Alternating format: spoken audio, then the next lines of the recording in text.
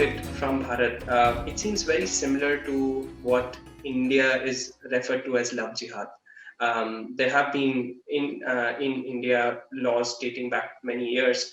There are some new laws which have been introduced in recent months as well, which have made these laws and rules tougher for the law enforcement. Um, could you tell us if this, what we are seeing in India, which is essentially religiously motivated grooming of vulnerable women and girls, is born out of a similar cultural or philosophical underpinning? I think we make a mistake in Bharat in that we look at this particular phenomenon using Euro-Christian lenses.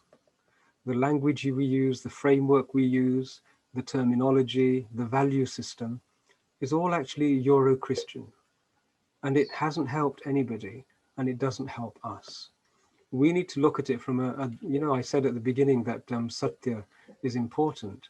We need to look at it from a Bharatiya perspective, which is look at it. Is it Sat? Is it Asat? Is it Dharmic? Is it Adharmic? Is it based on Vidya? Is it based on Avidya?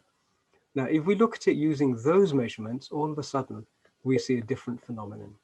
Firstly, there is no such thing as a religiously motivated because we do not accept the concept that religion is a valid idea. Okay, I have this conversation with interfaith people here and I say, no, we're a wisdom tradition. We're not a belief tradition. And if you're not a belief tradition, then where do the religious beliefs fit in the way we look at things? They don't have any place at all. Now, this is the difficulty. Now, people who have religious traditions, they want us to think like they do because it's built on a false equivalence.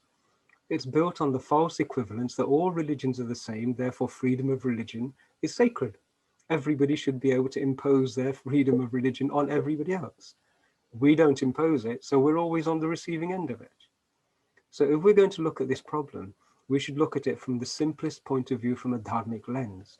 So when somebody, a young man, is deceiving a vulnerable young woman, that is simply an act of deceit. It's an act of emotional and intellectual violence, and it has no religious component because we do not accept that.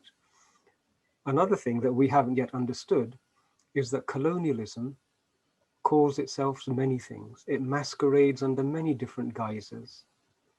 And what is actually happening is we are being colonized, and because we have a vulnerability to accept anybody who says, I'm a religion, we give it much more tolerance than really it should be.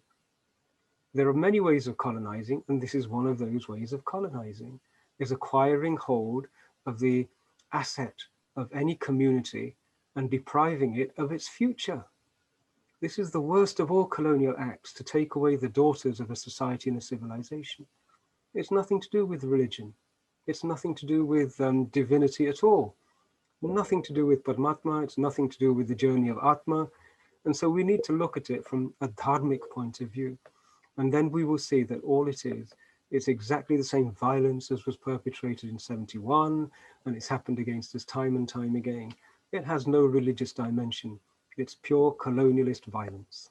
I think it's a perspective that certainly has to be understood, and in order to get a holistic sort of a view of the things that we see, and very painful sort of realities that we see in our lives in the news. It's pure colonialism. For example, we would realize it's colonialism the moment a Hindu tries to do the same in an Islamic country. You will realize straight away how they view your colonialist activity, because they're quite clear. They do not want the future of their society to be harmed, damaged, and undermined by an ideology which is alien to them. It's a colonial threat. It's a threat to the civilization. It's only us who have imbibed this, and it's a post-Britisher sort of a problem, this idea that we have to look at the world with an alien set of values and apply a framework which is constructed on an alien language. We have to apply our own framework and we will find our own solution. And if we confidently find and apply our own solution, the rest of the world will then come out of the religious framework, which is also imprisoning them. There is only one solution, and that is to base it on Satya, Vidya, Dharma. That's it. Easily done.